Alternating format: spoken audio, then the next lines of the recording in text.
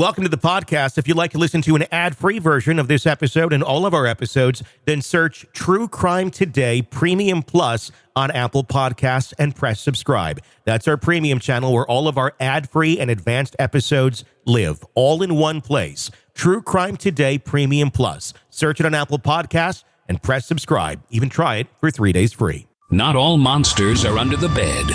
Some are sleeping next to you. Welcome to Hidden Killers with Tony Bruschi, featuring retired FBI Special Agent and Chief of the Counterintelligence Behavioral Analysis Program, Robin Dreeke. The case against Sean Diddy Combs, there's so many facets to this, and how far back does it go? Quite a ways. One of the big facets in this case is that shooting that took place in 1999 at a New York club, which Jennifer Lopez was there with Diddy, as was one of Diddy's up-and-coming protege artists at the time. His name is Shyne, and he would have been pretty big news had he not gone to prison for 10 years and taken the rap for Diddy's shooting. He's come out now on the other side, far better, I think, than most of the bad boy family. He is actually considering running as prime minister of Belize, has completely come out of jail and said, you know what, I'm not going to let this hold me down. I'm going to go do good in this world. So a happy ending there. But we go back to that initial day in 1999 in that shooting where he took the rap for Diddy. Joining me to discuss, Robin Dreeke, retired FBI Special Agent, Chief of the Counterintelligence Behavioral Analysis Program. Let's talk about that. I mean, this shows, you know, Diddy's out for himself. All the way back in 99, probably always has been out for himself. And his friend, his protege, ends up going down as Diddy is acquitted on those charges for 10 years. Even the woman who was shot has flat out said, it was Diddy who shot me. It's an interesting thing to look at all these years later, and it makes me kind of wonder, are we going to see this reinvestigated with potentially new evidence that's been found? What's your thoughts on where this could go? Yeah, maybe. It's my mind automatically goes to what inspired him to, or anyone to take the rap for someone like that. Mm-hmm. And again, that's that exercise. And Diddy was really good at this and still is good at this, as we're seeing with potential claims of jury tampering and witness tampering. Well, not jury, but witness tampering and stuff, is that his ability to manipulate thoughts and opinions of others through his use of power and the aura of it was pretty profound. And that's what happened in this case, I'm guessing. Mm-hmm. So my mind initially goes to that. And then reinvestigation. Boy, I've been really thinking about this hard, you know, when we're thinking about continuing covering this case. As we keep saying, there's so much here with him.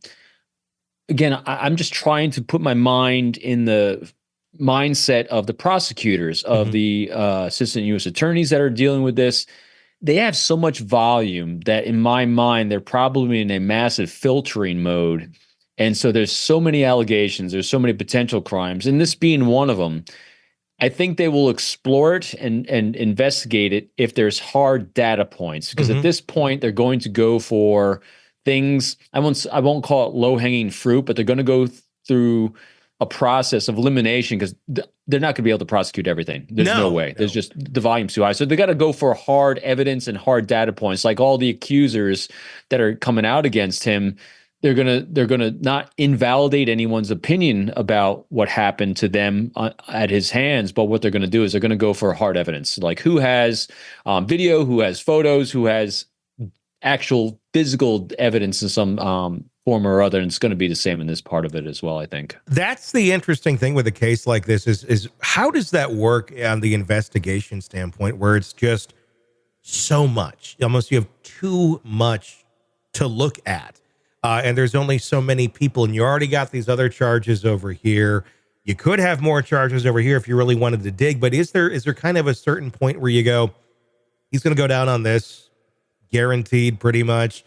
Is it worth our time and effort anymore, or the cost to taxpayers to prosecute someone on this other crime? What if that was the only crime involved? Of course it would be, but because there's so many other things, it's just, you know, it's old news at the end of the day. And even if there is new evidence, there's already things that are going to put him away. Yeah, you hit most of them right there. Again, this wasn't my area wasn't the criminal side. It was the espionage side, which is criminal, but it's a little bit different nuance. I dealt with different courts. But yeah, they're basically looking at the prosecutor, because everything comes down to what is the federal prosecutor willing to do? What do they think they can bring before the judge? What do they think they can bring before a jury and actually prosecute? Especially when you're dealing at the federal level, a prosecutor will not take a case and will not bring charges unless, in their mind, they are 100% sure they're going to get a conviction on that. And so they're going to go down the road of how many that's they need to continue to go and continue to fill out. And then part of that discussion too is discussions with the court itself, discussion also with the victims, because victims are part of this process. People that are willing to testify, people that aren't willing to testify. I mean, so there's so many moving parts. And then when you're talking about the cost of this, the cost to the taxpayers, this is immense, because every interview costs money, because it's time that you're spending doing this as opposed to doing this over here, the resources and manpower to do that. So it's hourly wages or salaries of people that are involved in that. Spaces that might have to be rented in order to conduct these interviews. I mean, it is really pretty tremendous. And so they filter. There's no doubt there's a massive filtering process going on, but it's not filtering out in a sense of letting off in any way. It's like the biggest bang for the buck they're going to bring. Welcome to the podcast. If you'd like to listen to an ad-free version of this episode and all of our episodes, then search True Crime Today Premium Plus on Apple Podcasts and press subscribe. That's our premium channel where all of our ad-free and advanced episodes live, all in one place. True Crime Today Premium Plus. Search it on Apple Podcasts and press subscribe. Even try it for 3 days free.